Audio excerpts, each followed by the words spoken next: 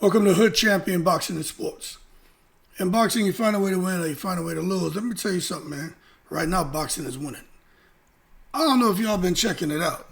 This damn David Benavidez and Zurdo Ramirez fight card, this is what you call taking it to the stupid in a good way. You got Benavidez and Zurdo Ramirez fighting. I got Benavidez winning that fight. Lamont, Roach, and Williams Zepeda are supposed to be fighting. That's a tough one, but I'm leaning with Roach. Duarte and Fierro fighting. I think they both die. Because that shit's going to be violence. Resendiz and Charlo. I don't know, boy. Down the stretch, Charlo could be in trouble if he doesn't keep that jab working. Because Resendiz gets stronger as the fight goes on. But you want to favor Charlo. Just with the jab alone, he can win the fight. Then Giyasov and Curiel. I don't know who wins. But, hey, they've been added to the fight card. Now, just listen. If this card holds together, right, it could be one of the best fight nights of the decade. And I'm being real with you, you know what I mean? Now, as far as main event context, we're talking about David Benavidez, the Mexican monster, against Zurdo. Zurdo can fight. I don't want to take nothing from him. He can fight. He can box. He's a big boy. It's a massive main event, but I just think Benavidez is the favorite, but we have to keep in mind he's moving up in weight to challenge a unified cruiserweight champion. Now, you got to put some respect on the champion's name. And that's what I'm going to do. Because that adds a serious stake. So this isn't just a fight. It's a legacy move. Cardi B says, I make money moves. Well, Benavidez, he's making legacy moves. But what makes this fight event special is the undercard. But as far as David Benavidez, hey, if he gets past Zurdo, next fight should be Apataya. But we got to wait and see because we know the secret society is in full effect and boxing politics gets in the way of huge fights. But now the undercard is ridiculous.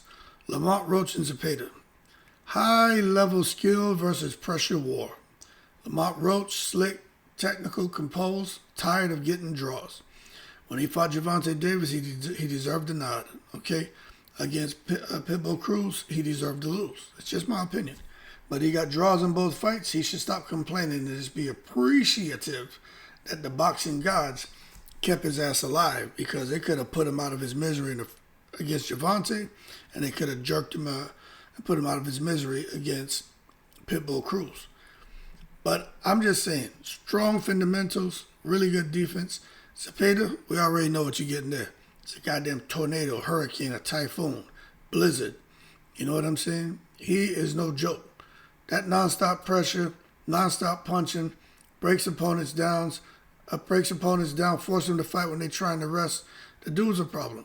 You got to be a special fighter, an elite fighter to handle a guy like Zepeda. And we're going to find out if Roach has got that Shaquille Stevenson in him.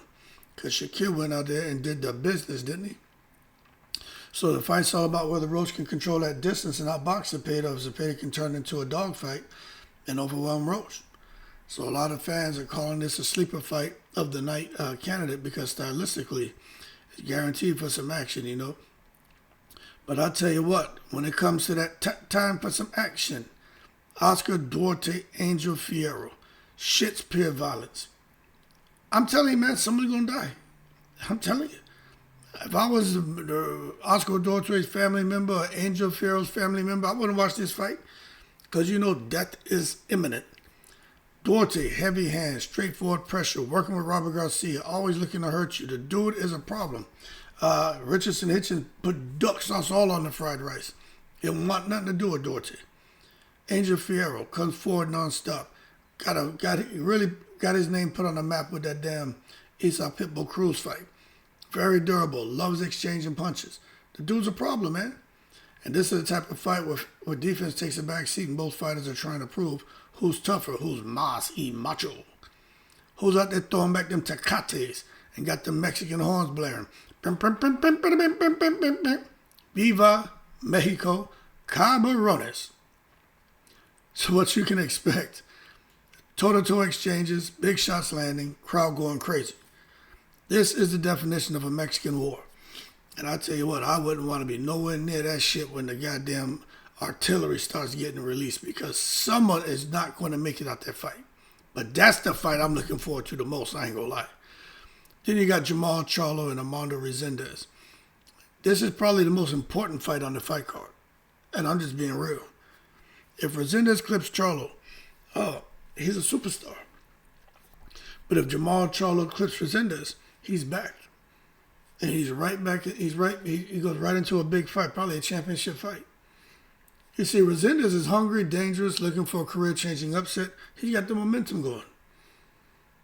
He is doing the business. So this fight is all about questions. You know, how much does Charlo have left? Is he still elite, or is he vulnerable after time away? We know Charlo is a former champion. He's got the huge name, but he's been inactive. He's had some issues. A guy like Resendiz has nothing to lose. Nothing to lose, man. That's what makes him extremely dangerous. So this is either going to be a comeback statement for Charlo or a shocking upset that flips the division. We're going to find out. Then you got old Shakhram, Giyasov, and Raul, Curiel. Look, not too many people give a shit about this fight. I'm just going to be real, I got to hold the horses and not take it to the stupid and act like Giyasov, Curiel is something that fans are demanding. No, you just throw them on the goddamn card. It's like getting a goddamn breakfast burrito. They got all that hash brown and bullshit in there. It's called the filler.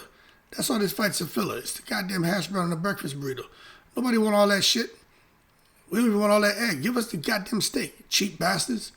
Don't cheat us. Put that goddamn steak inside that burrito.